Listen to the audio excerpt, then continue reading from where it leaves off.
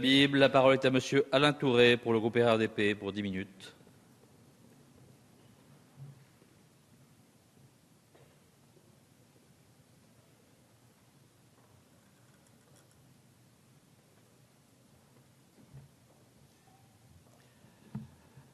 Monsieur le Président, Monsieur le Ministre, Monsieur le rapporteur, Monsieur le Président, la légitime défense des policiers, c'est d'abord, Monsieur le Ministre, un rapport de confiance entre le ministre et les forces de l'ordre. Car si ce rapport de confiance n'existe pas, à partir de ce moment-là, tous les dévoiements sont possibles. Et je tiens à vous rendre hommage pour l'action que vous menez, place Beauvau, dans le cadre de la mission aussi difficile qui vous est impartie. Donc, merci, Monsieur le Ministre.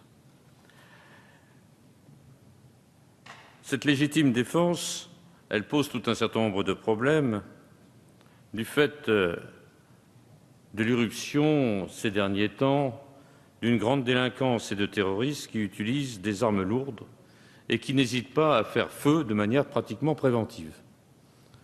Auparavant, on avait des vieux parrains organisés, tout ceci a totalement explosé.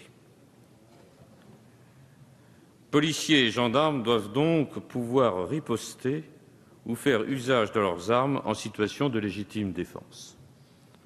Vous avez fort bien rappelé, Monsieur le Ministre, les trois conditions.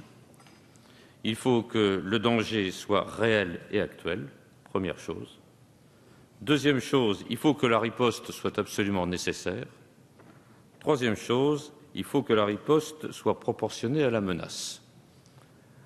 Un équilibre s'est établi avec la jurisprudence qui a bien amené la définition et le contrôle de ces trois critères. Faut-il aller au-delà? Je comprends les préoccupations de notre collègue Ciotti, mais je vois également les difficultés qu'il y a à remettre en cause un équilibre difficilement établi au cours des années. Qu'est-ce que l'on risque? Si l'on va vers une présomption de légitime défense, on va vers une présomption d'irresponsabilité. Et on est bien d'accord pour dire que c'est inconcevable qu'il y ait une présomption de légitime défense. C'est ce que M. Guéant appelait le permis de tuer. Et ce n'est pas du tout vers ce quoi s'engage M. Ciotti, je lui en donne acte. Il faut donc qu'il y ait véritablement une proportionnalité incontestable entre la menace et la riposte.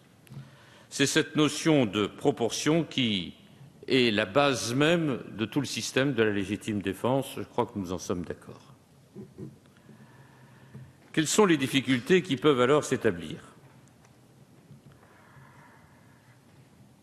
Première difficulté, et ça, Monsieur le Ministre, je crois qu'il y a entre nous une difficulté d'explication à ce niveau, c'est les règles qui peuvent s'établir pour les policiers et les règles qui peuvent s'établir pour les gendarmes. Les gendarmes, nous le savons, ce sont des forces militaires qui s'appliquent essentiellement en milieu rural. Les policiers, ce sont des civils, par définition, s'ils ne sont pas militaires, et qui ont une action essentiellement urbaine. Admettons que le travail est plus difficile en côté urbain qu'en côté rural. Moi, je rappelle toujours avec un certain sourire que dans ma bonne ville de Vire, en 20 ans, il y a eu un coup de feu qui a été tiré, malheureusement pour un gendarme, au moment où il prenait son arme. Il s'est blessé le pied. Sinon, on n'a jamais donné un coup de feu chez moi. Ce n'est pas tout à fait la même chose ailleurs. Ce n'est pas la même chose à Deauville, et ce n'est pas la même chose, bien évidemment, dans un certain nombre de villes, Paris, Lyon, Marseille, Lyon, que sais-je encore, et toutes les autres.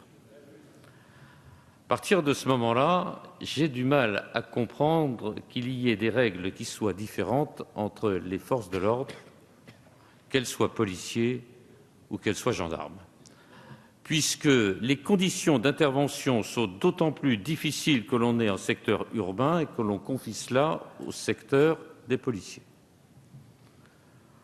Et c'est pourquoi je comprends très bien que M. le ministre ait demandé qu'il y ait un groupe de travail qui soit organisé afin de rechercher un consensus républicain en la matière.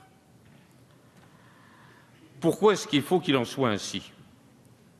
Parce que je pense que les gendarmes et les policiers ont le droit à avoir des règles précises qui puissent s'établir. Je pense qu'on peut invoquer l'urgence, mais au-delà de l'urgence, il faut la sécurité. Et je le dis, Monsieur Ciotti, tout à l'heure, je suis intervenu, moi, favorablement à la thèse que vous demandiez pour qu'il y ait une véritable discussion qui puisse se faire sur le problème de la dignité nationale. Je pense que là, c'est une occasion de nous retrouver.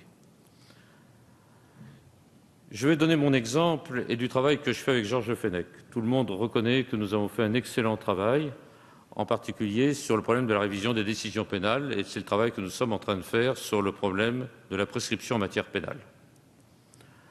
Je crois qu'une mission qui peut être confiée à 2 parlementaires d'opinions différentes ou à un groupe un peu plus élargi, je n'en sais rien, en collaboration totale avec le ministère et avec les services de la Commission des lois, cela permet incontestablement de rapprocher dans la plus grande précision les positions en la matière. Car j'ai bien compris, Monsieur le ministre, votre préoccupation. Cela doit être millimétré. Cela doit être millimétré parce que les équilibres, si on les bouge un peu, on risque d'arriver à un déséquilibre. Et je crois qu'à partir de ce moment-là, nous aurions tout intérêt, les uns et les autres, à nous retrouver dans cette volonté de rechercher pour les forces de l'ordre un consensus républicain. C'est ce qui, je pense, la nation attend.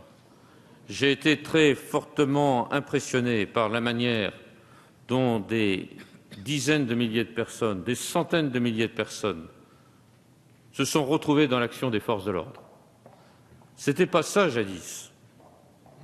On a là un capital à maintenir, à entretenir. C'est pourquoi, Monsieur le ministre, lorsque vous nous parlez de l'aristocratie républicaine du courage, eh bien, je crois que vous avez raison. Et proposer ainsi un groupe de travail dans lequel nous nous retrouverions tous, mes chers collègues, permettrait, dans un délai bref, chacun doit l'admettre, de trouver une solution à la possibilité de se retrouver tous ensemble sur un sujet qui ne devrait, pour des élus de la République, poser aucun problème. Il faut assurer à nos policiers et à nos gendarmes les possibilités d'agir avec courage, sécurité, pour le bien-être et la sécurité de la nation. Merci, Monsieur Tourret.